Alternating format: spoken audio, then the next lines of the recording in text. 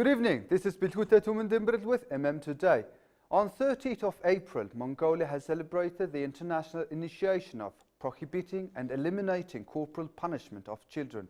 Within the frame of the campaign aiming to reduce violence against children, I have invited Mr. Mitsuaki Toyoda, Country Director of Save the Children in Mongolia. So in the beginning of our conversation, let's introduce Save the Children, the organization, to our audience. Save the Children was established about 100 years ago in London, in United Kingdom, right. to provide the relief support and to save the lives of thousands of starving children in Europe. After the World War I. After the World War I, even yes. World War I. Okay. Yes. So since then, the Save the Children's work, the scope of work, and the areas of operations have expanded, and currently Save the Children works in around 120 countries in the world, including Mongolia, with the mission to achieve immediate and lasting changes in children's lives. Right. We are a non-political, non-religious, independent organization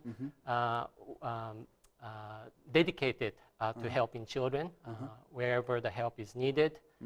Our founder, Eglan Tinjev, is also credited for introducing the concept of children's rights to the international community by drafting the Declaration on Children's Rights, which has evolved into what we know today as the UN Convention on the Rights of the Child. I just mentioned Spank Out Day. Yes. Let's talk about this day. Yes. What are we celebrating at the same time giving out message? What kind of message? So this day was first celebrated by a group of child rights activists and professionals who are concerned about children being exposed to violence to come together, inform the public about the need to end corporal punishment of children and to promote non-violent methods of disciplining children. And approaches. Yeah, and that was started in the U.S. back in 1998. From the very beginning, we've been supporting the government and the communities to address many of the child protection concerns that Mongolian children face. So when we heard about this international campaign taking place in the U.S., we thought it also matches with our mandate, our interests. So since 2006, Save the Children, together with our national partners, have gotten together to start the International Spank Out Day on April 30th every year since 2006. The idea is that on this day, all parents, the caregivers, they've been encouraged to refrain from hitting children as part of disciplining children, and also to sort of apply non-violent ways of disciplining children. You need to know and understand the harmful effects of physically and humiliatingly punishing children. So it's actually the corporal. So we call these the forms of punishment the corporal punishment. So the corporal punishment is really harmful to children physically and mentally. It really encourages a very aggressive, violent behavior in children as they are growing up. It also affects your intelligence of your child. It somehow disrupts your communication and trust relationship between yourself as a parent and a child by using the physical punishment, etc. So it has a many negative impact. Your intelligence of your child, it somehow disrupts your communication and trust relationship between yourself as a parent and a child by using the physical punishment, etc. So it has a many negative impact, and so if not use the physical approach, what are the other approaches? So what we promoting as Save the Children is to apply a different sort of methods. We still recognize that discipline is a very important part of you as parents to work with children Yes, and to of teach course. children the good and appropriate behavior. So what we promote is to apply the positive discipline approach. It's based on children's rights to healthy development, their rights to protection from violence, and their participation to their own learning. And the positive discipline really tries to help the parents to interact and teach children applying the principle of child rights, and it's the more positive, non-violent ways of discipline and children. Let's go back to the Save the Children in Mongolia. So, what kind of activities does Save the Children run in Mongolia? So, Save the Children started to work in Mongolia back in 1994. Yes. When the country was going through the transition from the socialist to a democratic country. Way. And ever since we started to operate in Mongolia, we've been making efforts to make children's rights a reality. And we do this by supporting the government to execute its duties toward children, to protect their rights by supporting capacity development efforts, and also we engage in some legislation and policy interventions. We also support direct community actions in the education, child protection, child rights governance, child poverty, and humanitarian sectors to address some of the violations of children's rights, and to address the gaps in provision. We also work directly with children and civil society organizations to enable them to claim their rights. And for example, in our child protection work, we've been one of the key sort of driving force behind the introduction and promotion of the community-based multidisciplinary approach to addressing many of the child violence, abuse, and neglect issues that are happening at the household and community levels. And we've been helping the children also to through our child-led programming work and research work to identify some of the gaps in the implementation of their rights within their communities, within their environment, and also to improve their capacity and understanding about themselves as rights holders. And we also work with children and also the civil society organizations to enable them to call upon the government to ensure that all the legislation and policy implementation are fully compliant with the UN Convention on the Rights of the Child. And because, and then based on some of our community actions and the research results, we use them as evidence to help push the government and also the lawmakers to try to adopt much child-friendlier the legislation that are in full compliance with the Convention on the Rights of the Child.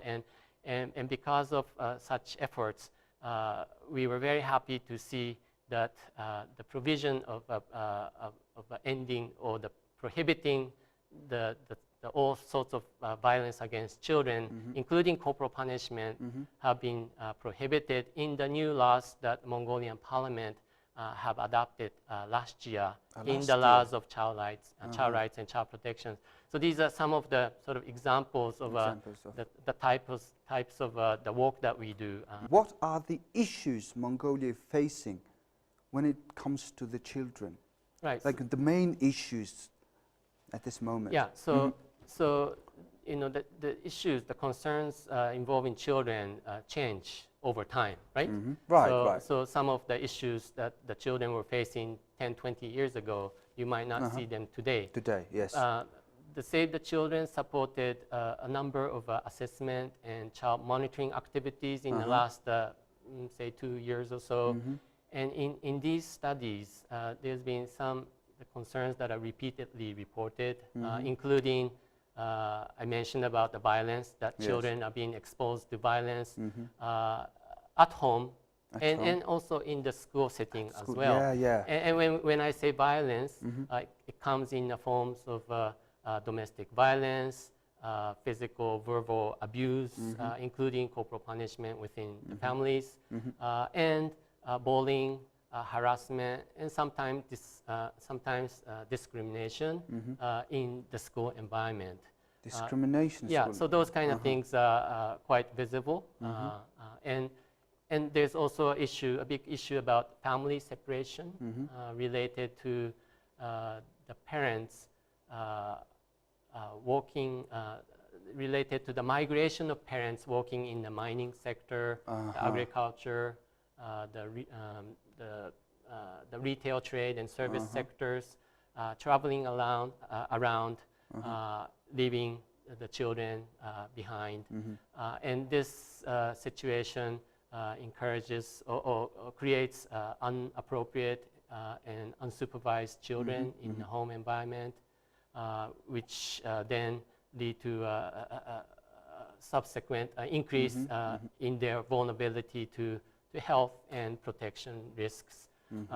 We, of course, the family separation, the concern about the herders' children have to be separated from their families to attend school is always there. It is always there. We also are hearing a lot about the possible child labor exploitation in the use of children as child jockeys in horse races. So those are some very quite apparent concerns in the child protection sector that we are identifying today.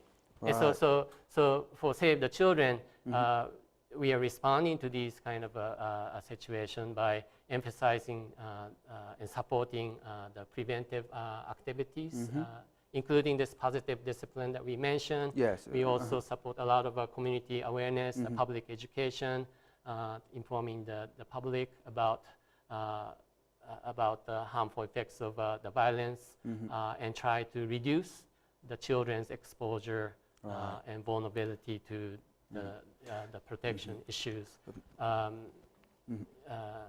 I have to ask the one question here. Yeah, please. So spanking the kids and child jockeying, all these are very traditional, right?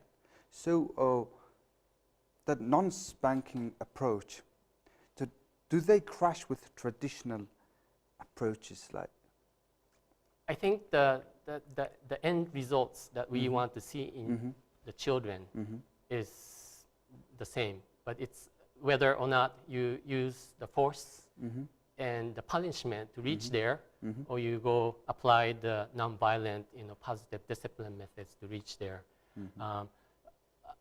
Obviously, there's some people are quite perhaps a misunderstanding about the whole positive discipline approach to dealing with child discipline issues. But when you start to understand what really we are trying to do by applying the non-violent ways of dealing with the children, it's a much not only the better way, but in the process of discipline, by applying this method, you are respecting their children's rights, you are honoring their rights, and you are nurturing them in the right environment. rather than using the force, which is the infringement of their rights. So I want you to say who is responsible to raise awareness about these positive approaches in the society. who's responsible? Mm-hmm. Well, that's everybody's responsibility, isn't it? So I come to know about there's a much better way of working with children by applying this positive discipline, and it really is a harmful and negative way by using the physical and humiliating punishment to discipline your children. Once I know that, it becomes my responsibility to share the message, and all the scientific researches endorses that it's applying the corporal punishment on children is a very harmful to children, very negative physically, results, mentally, and that there's a much effective way of working with children by applying a positive discipline method, wfor example. So anybody who believes in parents. it, who have parents, and who are actually seeing the results in their own children, I believe it's their responsibility to also educate the public, and to share the message, etc. And as the government, who has signed on to the UN Convention on the Rights of the Child, which prohibit the use of violent ways of methods to interact with children, it's their responsibility also to ensure that it doesn't matter whether you are working for children or not working for children. It's very important that every individual and organization contribute to the well-being of children. And I invite the audience to speak up for children's rights, and be part of this global movement to ending all forms of violence against children, including corporal punishment. Yes. Well, thank you very much. Unfortunately, we have limited time, and you've given us so many interesting takes on children's rights. That's all for today. Thank you for being with us. We will see you on next Tuesday with more news. You have a good one.